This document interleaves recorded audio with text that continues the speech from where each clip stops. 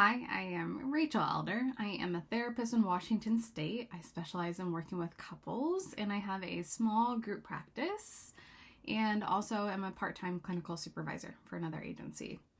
So I was walking home from dropping my daughter off at school this morning and was thinking back on this time last year. Part of that is because tax season's here, so we've had our tax appointment, and last February, recognizing the numbers I needed to put away for the taxes for funding an HSA, a SEP.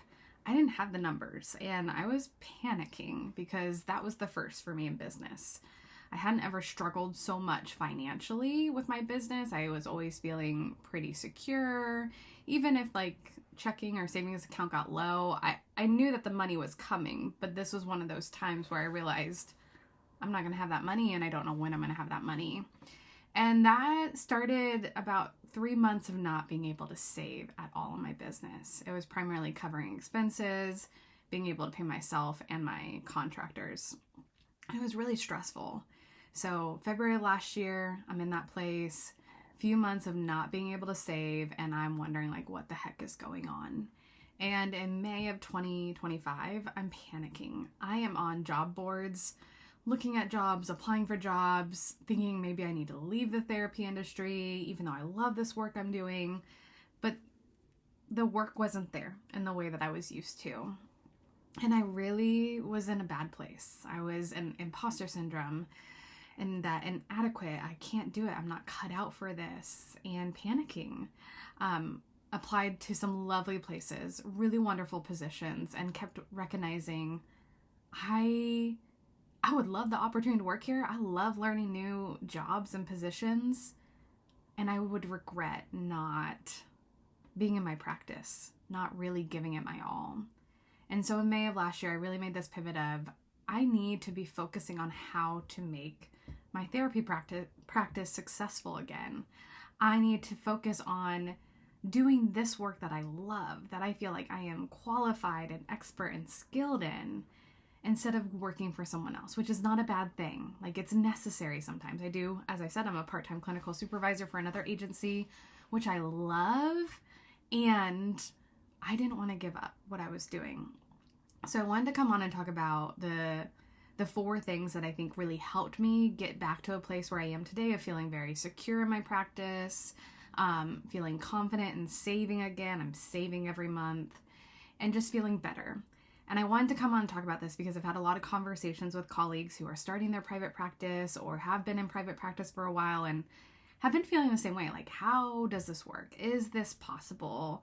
Can I do this full time? Or do I need to be working somewhere else or working for someone else? And I just wanted to be vulnerable and honest that I was in that place too. And it was scary and it was hard, and it makes so much sense, the behaviors and the thoughts that you're having, because you're wondering, can I make it? Is this going to work? Am I cut out for this? Those are so real. And I just want you to know, I'm a therapist too, who's felt that way. And there are lots of other colleagues who have felt that way too. So, excuse me. One of the first things I started doing for myself when I hit this wall last May is I decided I was going to do 30 days of sharing what I'm doing to move the needle forward in my business. And so I made a YouTube video every single day for business days, over 30 days, kind of sharing here's something I do, and here's something I'm doing today, and here's a focus, and just doing the behind the scenes. I did it primarily just for accountability of I'm going to make myself make this video every day, and then I'm going to post it. And I don't know if anyone's going to watch it, but I'm going to do this for myself and make myself visible and hold myself accountable by being able to see, did I do that video or not? And people watched it, which was really cool. I was kind of surprised by that. But it really helped me get back into my business and be active in it. Not just sitting back going, where are the clients? How is this going to work? And panicking, but saying, this is scary. So what can I do? What's in my power and control to help bring clients in, to help be visible? And so that accountability was really powerful. Now, maybe you don't want to do a YouTube video, but there are lots of ways to seek out accountability, whether it's a colleague that you guys are going to be accountability partners in this work. Maybe you're going to touch base once a week to say, did you get these tasks done that you said you were going to do? Business coaches are great for accountability. I've worked with a few business coaches with that piece of like, what's your intention for the week and the follow-up. It's so powerful. But I highly recommend, if you're in a place of like, can I make this work? Find an accountability partner or find a way to hold yourself accountable where you are intentionally going, here's the goal for this week. And at the end of the week, you're saying, what did I do? How did I progress? How did this help me? So that you're staying focused on your business growth. The second thing I started to do was networking. I don't know why I stopped. I got full, I got busy, I didn't make as much time for it. And now, even though I'm full, I still am prioritizing at least 2 networking conversations each month because it has been the way that my practice has stayed full. It has been the best way of being visible. So you've heard me talk about it. This is the Therapist Connector series here, started from it, but I decided I'm going to host people in my driveway for 3 months, and we're going to do this therapist panel series. So that was one way I started networking, was by making myself do this event that I have to show up for, that other people are expecting me to conduct. And then I also started doing virtual and in-person coffee meetups with colleagues to learn about their practice, to share about my practice. And it really was helpful. I won't ever stop again because I've learned how important it is. And I think that's such a big focus of building a therapy practice, is networking. You hear it from everybody. And I know networking is vulnerable. It doesn't always feel great. Maybe you're more introverted. And it's really important for people to hear your voice, to know you, what you love doing, maybe what you don't love working with, and building referral partners. I have a video called Networking is Like Dating.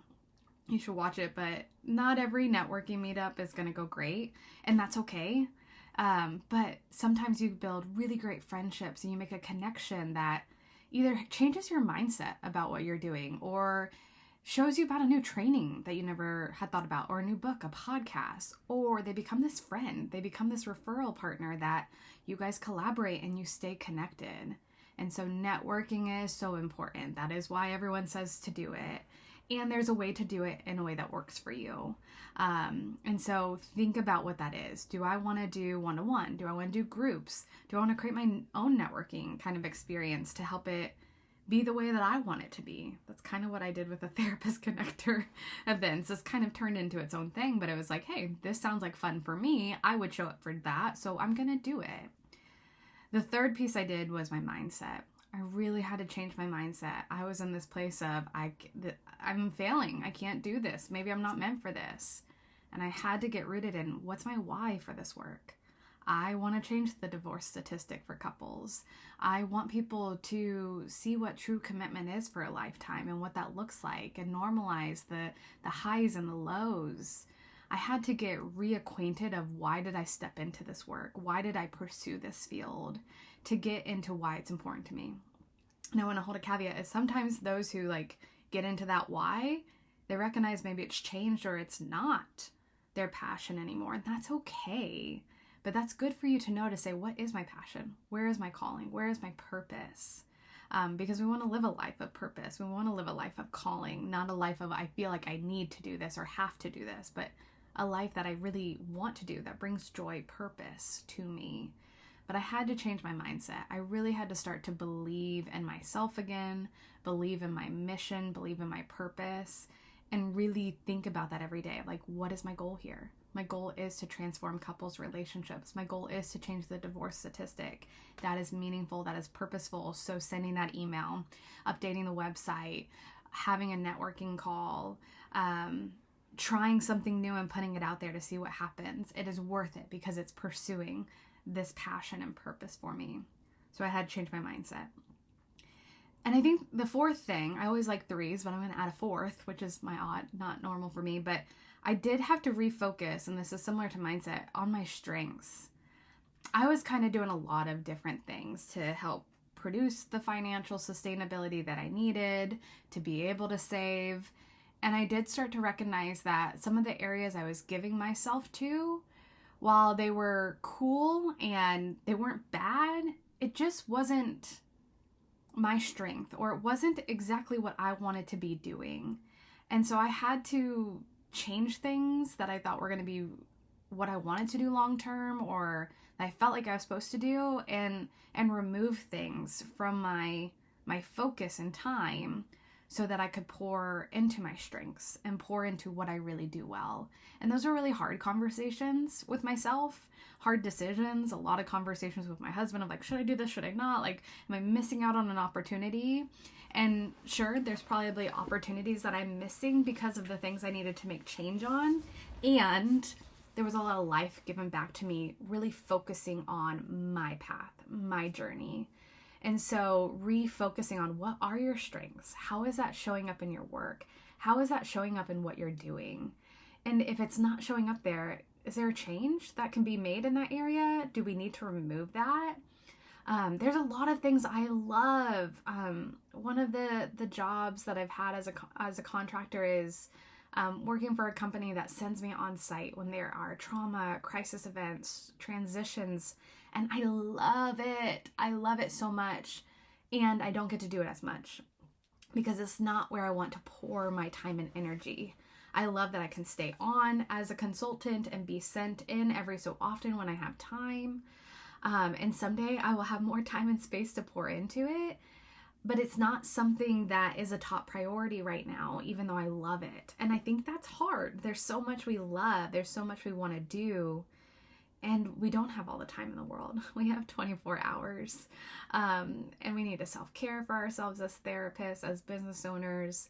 And so I did have to refocus and say, yes, I want to say yes to that. And I want to say yes to this more.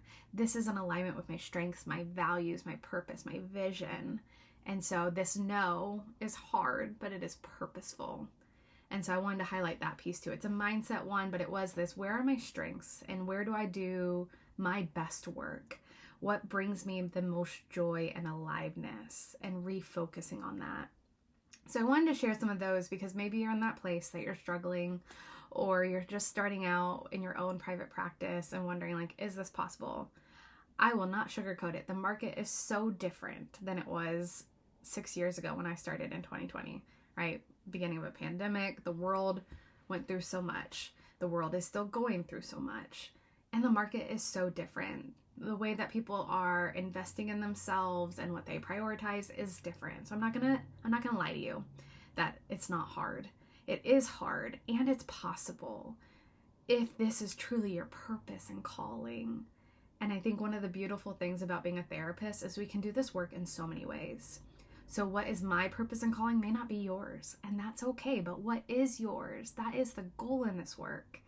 And if that's being a private practice owner, great. If that's working for another private practice owner, great. If that's working for an organization, agency, human resources, a whole different job description that's not necessarily therapist, great. Does it bring you joy? Does it bring you aliveness? Pursue it. There's no one judging you, and if they are, they're not for you. They're not your people. And there is judgment in this field too. I won't deny that. I think therapists are some of the judgiest people I've ever met.